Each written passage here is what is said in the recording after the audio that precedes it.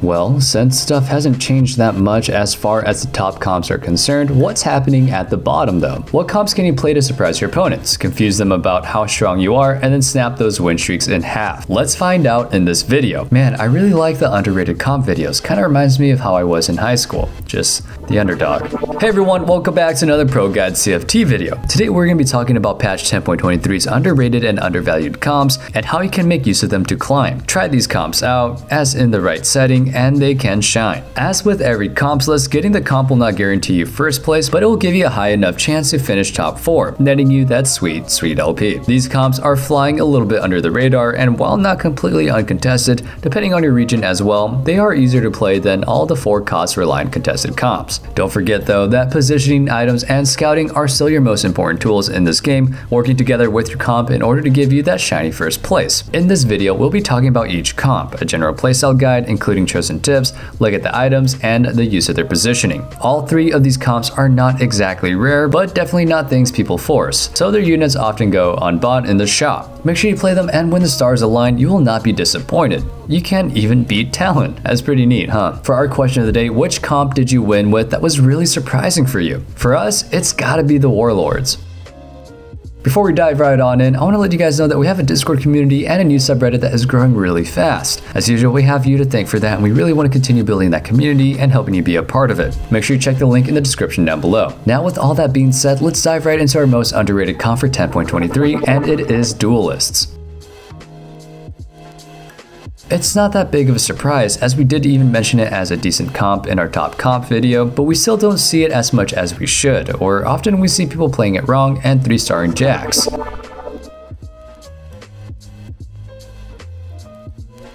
Okay, only play this if you get a Yasuo chosen. Never ever play it with any other chosen. It's just too slow and no duelist is strong enough to carry you in an otherwise fairly successful mid game. Yasuo items are really important as well, but we'll talk about them in a little bit. If your Yasuo items are not optimized, you will struggle to win, so starting with 0 components for them might be an indication to not go for it as well. As with any slow roll build, you will buy a Yasuo chosen and then play any synergies that you can muster around him, hopefully finding a Jax and a Fiora early, plus a Janna or a Wukong. At level 5, you can add the one that you're missing from those 2, or if you find Aurelia. You can also forego both of them and then add a Shen. And if you're lucky, just add a Janna and live with having 3 Enlightened, since she synergizes well with the Duelists. Later on, you can add Kalista instead of Fiora. She doesn't cost you too much, and you still need her if you go for the Duelist Spatula and go for that chase trait. You have to econ aggressively, either win or lose streak as much as you can to get as much gold as possible. If you hit the units that we mentioned, a win streak is more likely, but if you don't and your Yasuo has no items, a loss streak is definitely plausible. Your aim is to be at 50 gold by 3-1 to 3-3, so that you can start rolling for Yasuos. Don't try to 3-star Fiora, it's mostly a bait, but if you get it handed to you, why not? As soon as you hit your 3-star Yasuo, time to fast 7 and 8. With proper win streaking, you can actually get to 7 by 4-1, staying on tempo with the rest of the lobby if you're playing it correctly. Then follow normal procedure and get to 8 by 5-1. The reason for this is to find units like Shen 2-star, Kalista 2-star, if you itemize her, it's important, and of course, you also have a chance for the Yone and the Lee Sin. Lee is a little bit less important than Yone, but quite strong as well. The 80% lifesteal for Yasuo is amazing on top of his preferred items, and Yone is, well, Yone. If you go to level 9, Aurelia is definitely the play, even though you will be at 3 Divine. This is because 3 Adept is really strong and it's worth it to 9 with 0 gold. If you do have Aurelia on the bench, then well, you're ready to go. If you get the Sword of the Divine, then you can get 4 Divine as well, which is nothing to scoff at for sure.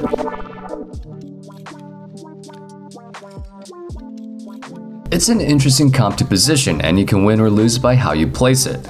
Depending on who is itemized, you can try to protect your Kalista in the back like this, or have more unified front, leaving Kalista to fend for herself if she has no items. Remember to point the Yasuo to something that he can kill quickly and then run into the backline if you position like this. Yone can be further back as well depending on where the enemy frontline is, so his ulti carries him to the corner where the opposing carry is. That way you'll have Yone running for them and Yone can dive onto them as well, making damn sure that they die by the sword. Items.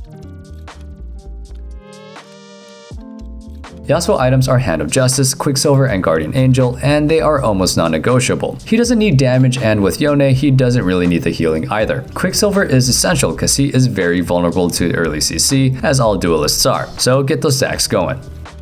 Callista's items are RFC, Quicksilver, and Runins, but she's a luxury to build, and I prefer to itemize Yone anyways, because you can make use of almost every item. If you get many bows, however, it might be an indication that Callista should get some love. You can stay at 8 and 3-star Callista if you itemize her, so remember that choice.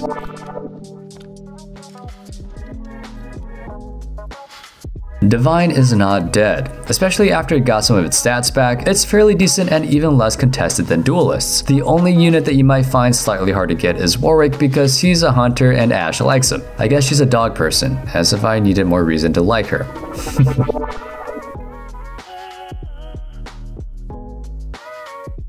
You can play this comp in the regular fast 8 playstyle with level 6 at 3-2, level 7 at 4-1, and level 8 at 5-1. This is probably changing next patch, but until then, stick to it, and we'll let you know. You play your best board until level 7, and choose to go for this comp when you get an early Warwick or a decent Divine chosen early, so that way you can actually utilize the units. Warwick items are really important as well, so stay tuned to hear what they are. You kinda have to play Divine from the get-go unless you get an Adept chosen Irelia at level 5 or 6, which is another indication that this could well be the comp to go for, even if you haven't been playing it until then. If your chosen is nothing special, sell it before level 7 roll down. If you get a Warwick with Divine, a Shen with Adept, or even a Warwick with a Hunter, you can definitely try to take this comp to the late game. Adept is probably the best chosen since 8 Divine is hard to fit in and needs a spatula, whereas 4 Adept is really strong and only needs a chosen and a Yone. Level 9 is not required for this, but I highly advise it, as you get the max benefit of all the possible traits, and well, if you hit Yone or Lee Sin and have them on the bench already, even better.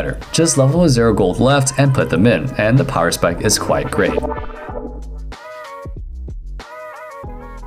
This is one of those throw everything at the opponent type of positions with everyone in the front line and a couple of usual suspects on the back line. You can replace the Morgana with the Janna if you prefer Mystic or the lobby demands it. At level 9, you can add Wukong and have the Adept chosen that we talked about, which can arguably be stronger. Itemization. Warwick items are fairly non-negotiable as well. Honestly, one of the reasons that these comps are underrated is because of the rigidity of their item builds and how much weaker they can be without proper itemization. The doggo needs Runins, Deathblade, and Quicksilver, and if he gets these items, he'll do quite fine. Then you can itemize Lee, Morgana, or Yone depending on the items that you get. Lee wants mana items, Morgana just wants Morello, and Yone can use her tank items really well, like Bramble. That's gonna be it for Divine. Go ahead and try them out when you get the chance. Cultists are next, and they're making a comeback. This almost didn't make the list, not because it's not great, but because it's already becoming a little bit mainstream. But since we haven't featured them in a while, we wanted to give you the guide for it anyway.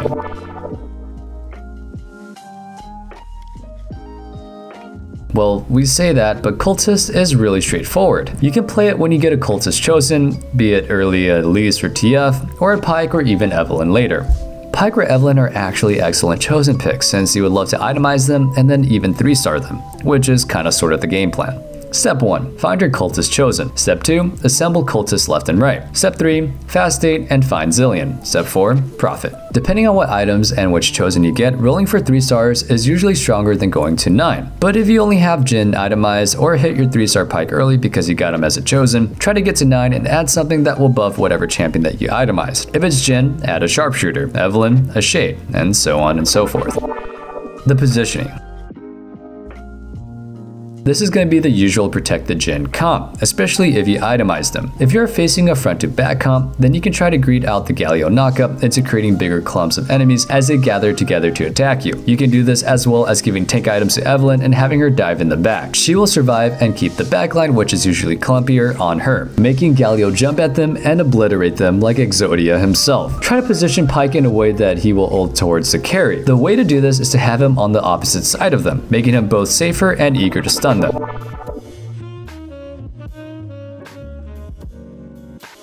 Itemization is really wild for this comp. You can itemize Kalista with the same items as Duelist, RFC, Runins, and QS. You can help Jhin out and give him IE, Last Whisper, QS, or like we said already, tank items like Bramble or Dragon's Claw on Evelynn. Finally, you can itemize Pyke. He uses Shojin very well. I hope this helped. These comps are definitely keeping up with the S tiers and can definitely help you win games, not just top 4. Positioning is your friend when dealing with Ashe or talent comps, as well as the odd ZZ rot here and there for that pesky assassin. Well, hope you guys try this out, and good luck. That's gonna be it for this video. We'll be uploading every week on Wednesday and Sunday. Thank you so much for watching, and make sure you check out our TFT content on YouTube or our high elo coaches on ProGuides.com. If you have feedback for us, comment below and we will be happy to read what you have to say, whether that be positive or negative. I do like the positive ones though. Now get out there and farm some LP using the comps that you saw here today. With all that being said, my name is Nathan Ng. Stay safe, stay healthy, and have a wonderful day. Peace.